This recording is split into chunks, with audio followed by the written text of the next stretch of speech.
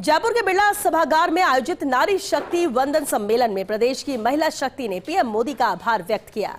सभी वक्ताओं ने मुक्त कंठ से इस पहल का खुलकर समर्थन किया। कार्यक्रम में मुख्यमंत्री भजनलाल शर्मा और उप मुख्यमंत्री दिया कुमारी ने भी शिरकत की।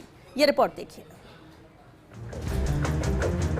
मुख्यमंत्री भजनलाल शर्मा ने कहा कि नारी शक्ति वंदन अधिनियम से महिलाओं की राजनीति में भागीदारी बढ़ेगी और संसद विधानसभाओं में 33% प्रतिनिधित्व मिलेगा। इससे शिक्षा, सुरक्षा और नीति निर्माण में महिलाओं की सीधी भूमिका सुनिश्चित होगी। उन्होंने महिलाओं से इस अधिनियम के समर्थन में 966-717-3333 नंबर पर मिस्ड कॉल देने का आह्वान किया। प्रधानमंत्री का मानना है कि देश की प्रगति महिलाओं की सक्रिय भागीदारी से ही संभव है। आज महिलाएं हर क्षेत्र में अपनी प्रतिभा का परचम लहरा रही हैं और विकास में अहम योगदान दे रही हैं। इस दौरान मुख्यमंत्री ने केंद्र की योजनाओं की जमकर सराहना की। उन्होंने कहा कि केंद्र ने महिला सशक्तिकरण की दिशा में अभूतपूर्व कार्य किए। जनधन योजना, नमो ड्रोन दीदी, लखपति दीदी से आर्थिक मजबूती मिली है। नारी शक्ति को राष्ट्र की प्रगति का आधार बनाया है।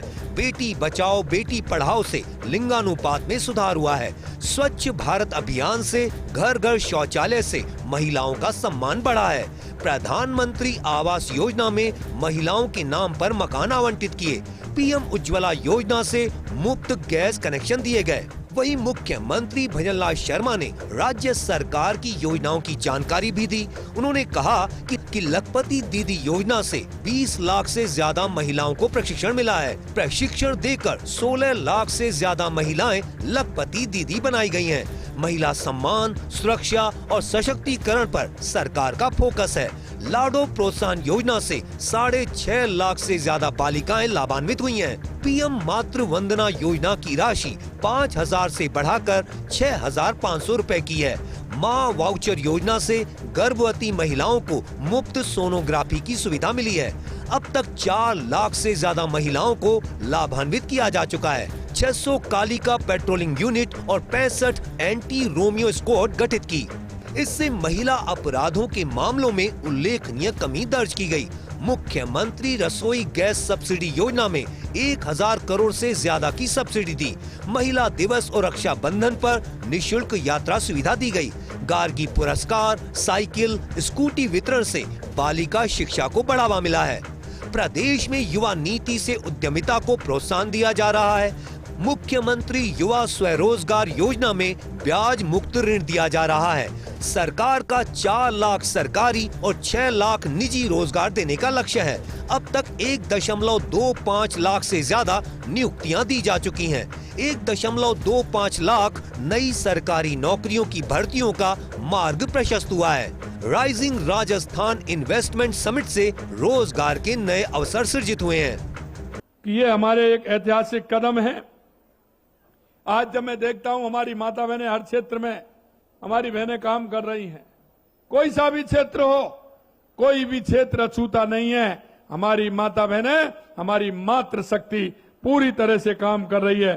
चाहे वो स्वास्थ्य हो, शिक्षा हो, सुरक्षा हो, नीति निर्माण हो, उसमें पूरा योगदान हमारी मातृ शक्ति का है।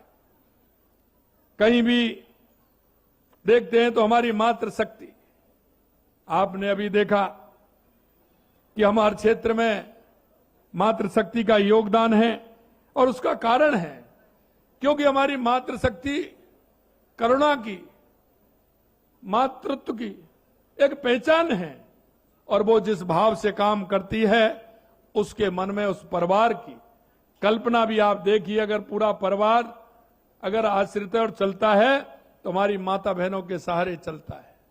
उनको यह भी पता है कि हमारा संचालन कैसा होता है और कई रूपों में भी संचालन करना पड़ता है। वो रूप भी बदलती हैं और रूप बदल के उस नए रूप में आने पर भी उसी रूप में काम करती है। क्योंकि हमारी माता बहनों का जो स्वरूप होता है, एक बेटी का स्वरूप होता है तो बेटी का स्वरूप निभाती हैं। माता पिता के प्रति, परिवार के प्रति उनका दायित्व होता है।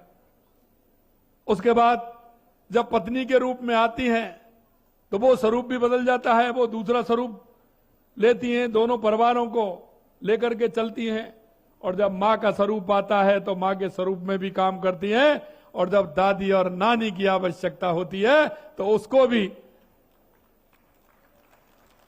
प्रेरणा देने का काम हमारी मातृशक्ति करती है। मैं आपसे इतना कहना चाहता हूं कि हमारी बेटियां हमारे राष्ट्र का गौरव हैं। अगर हमारी बेटियां आगे बढ़ेंगी तो हमारा देश आगे बढ़ेगा, और उसी संकल्प को लेकर के माननीय प्रधानमंत्री जी चल रहे हैं। हमारी मातृशक्ति की जो भूमिका है, उस भूमिका के आधार पर हमारी सनातन संस्कृति भी मजबूत होती है। हमारी संस्कृति इसलिए मजबूत होती है कि हमारी संस्कृति के अंदर हमारी माताओं का जो स्थान है वो हम सभी जानते हैं। मैं कह सकता हूं कि अब विकसित भारत 2047 में हमारी मातृशक्ति का बहुत बड़ा योगदान है, और आगे चल करके, क्योंकि हमारा देश विश्वगुरु था और स्वामी विवेकानंद ने जैसा कहा कि 21वीं सदी भारत की होगी, उसमें हमारी माता बहनों का बहुत बड़ा योगदान होगा। विकसित भारत में आपका बहुत बड़ा योगदान है।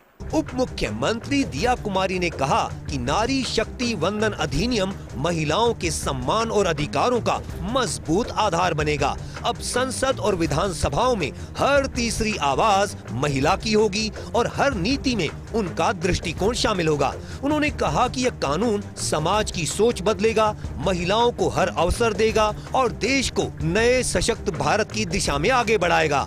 आज मैं हर माता बहन और बेटी से अनुरोध करती हूं कि सशक्त बनने का प्रयास करो, क्योंकि अब तुम्हें रोकने वाली कोई दीवार नहीं है।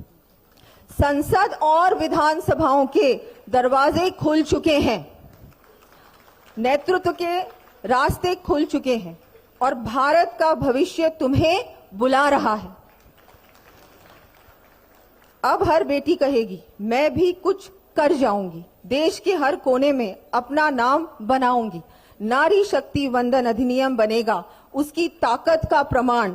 अब हर नारी बनेगी देश की शान।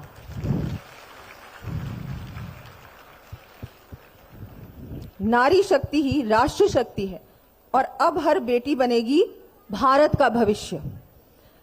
मैं एक बार पुनः माननीय प्रधानमंत्री श्री नरेंद्र मोदी जी का आभार व्यक्त करती हूं, जिन्होंने महिला सशक्तिकरण के लिए ये ऐतिहासिक कदम उठाया है।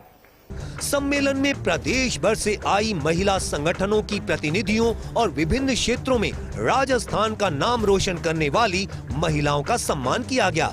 इस दौरान मुख्यमंत्री ने नारी शक्ति वंदन अधिनियम के समर्थन में सिग्नेचर वॉल पर हस्ताक्षर किए और छात्राओं के साथ सेल्फी भी ली। कार्यक्रम में महिला एवं बाल विकास राज्य मंत्री मंजू बागमार, सांसद मंजू शर्मा और शासन सचिव पूनम सहित बड़ी संख्या में महिलाएं और छात्र छात्राएं मौजूद रहीं।